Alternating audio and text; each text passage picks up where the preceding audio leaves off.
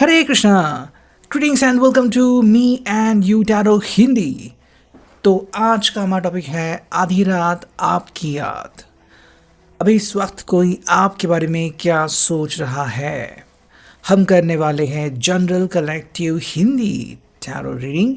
हमारे सामने है फिलहाल तीन ऑब्जेक्ट। दो हमने लिए हैं टैरो, एक हमने लिया है ओरेकल। रीडिंग होने वाली है for all science general collective Hindi tarot reading. ये बात ध्यान में रखिए। तो कुछ बातें या बहुत सारी बातें एज पर सिचुएशन आपके साथ रेजोनेट कर सकती हैं।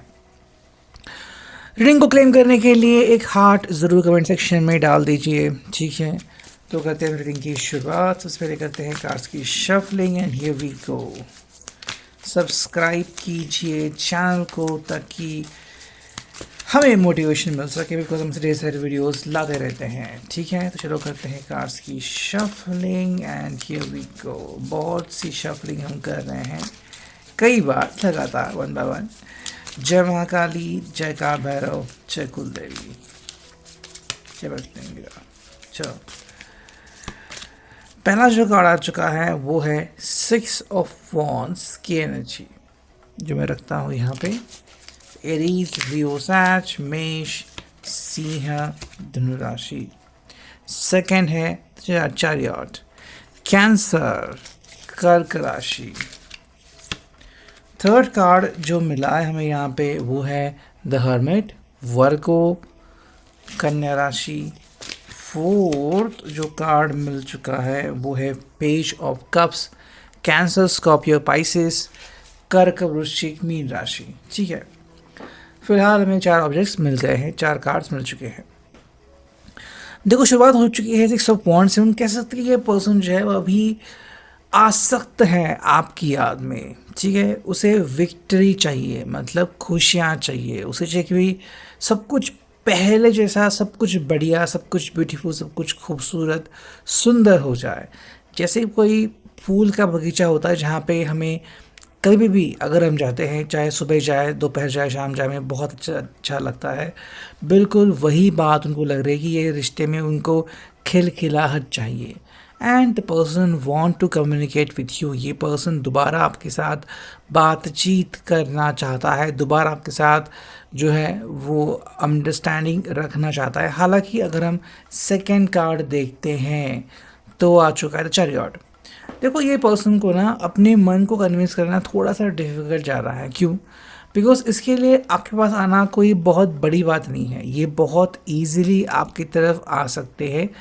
बस अभी आए, बाद में आए, और जो मन के गहरे सवाल है उनका क्या करें ये उनको नहीं पता, ठीक है। तो फिलहाल उनके बारे में सोच के पर्सन कई बार चुप रहते हैं कि भाई मेरे पास इनके जवाब नहीं है, आई डोंट नो मेरे पास जवाब कब आएंगे, जब आएंगे तब देखा जाएगा। बट फिलहाल जो इस पर्सन की एनर्जी है वो ऐसी कि I want to communicate with you, मुझे तो आपसे बात करनी ही है। नेक्स्ट कार्ड मिला है द हर्मिट, ठीक है। देखो ये सोच समझ के फैसला लेने वालों में से अभी पर्सन बन चुके हैं कि भाई जो मेरी सोच होगी वैसा मेरा फैसला होगा। तो मन में कुछ आ गया और बोल दिया कुछ और, ऐसा हो सकता है। बिकॉज ये अपनी मन की बातें फिलहाल नहीं कर रहे हैं, बल्कि जो सच उनके लिए बहुत महत्वपूर्ण है, जैसे कि दिल की बातें, तो दिल की बात डायरेक्ट आपके सामने वो कहना चाहते हैं। हालांकि जो फोर्थ कार्ड है वही पिक्चर को उसकी एनर्जी, ये पर्सन रॉ एनर्जी में है।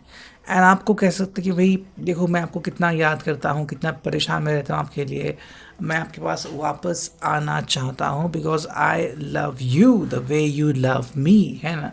तो कम्युनिकेशन यहाँ पे बहुत इंपॉर्टेंट रोल प्ले कर रही है। यहाँ पे किंग ऑफ कप्स की एनर्जी, कैंसर, कॉपी, पाइसिस, कर्क, वृश्चिक, मीन राशि। सेकंड जो कार्ड आ चुका है देखो ये है टेन ऑफ पेंटिकल्स, टॉरस, वर्ग, कैप्रिकॉर्न, वृषभ, कन्या, मकर राशि। देखो यहाँ पे टेन ऑफ वॉन्ड्स की एनर्जी, एरीज, लियो, सैज, मेष, सिंह, धनु राशि। एंड जो फोर्थ कार्ड है वो है टॉवर, ठीक है।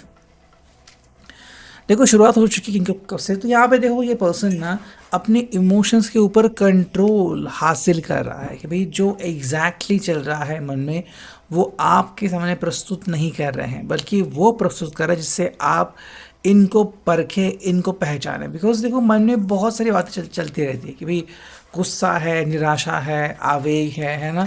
तो एग्जैक्टली वो प्रस्तुत करना जिससे कि आप कन्विंस हो, ये उनकी फ़िलहाल की स्ट्रैटेजी हो सकती है।